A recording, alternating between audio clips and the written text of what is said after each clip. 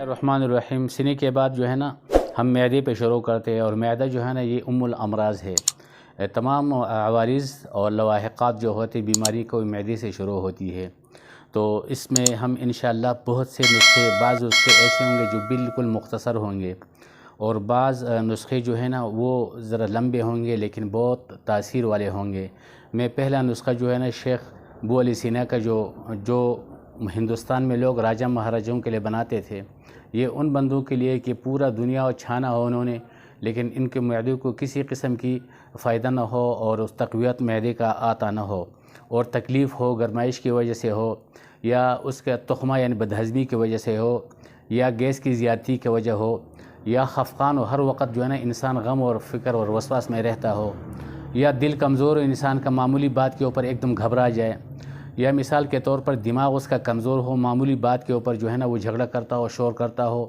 اور باتیں کرتے وقت بالکل اس کو ہر وقت غصہ آتا ہو، یا بالکل مغموم نظر آتا ہو، یا ایسے ہو کہ اگر اسے کوئی بات کرے تو آپ سمجھیں کہ یہ میرے ساتھ لڑ رہا ہے، اتنے غصے میں ہو. تو یہ تمام امراض معدے کی طرف سے ہے. یہ نسخہ شیخ رئیس نے بنایا اور بہت بہترین، ذرا لمبا ہے لیکن ایک بہترین نسخہ ہے. انشاءاللہ العزیز آپ استعمال کرو گے تو دنیا کے سارے نسخہ جات سے انشاءاللہ العزیز آپ مستغنی اور بے پرواہ ہو جاؤ گے.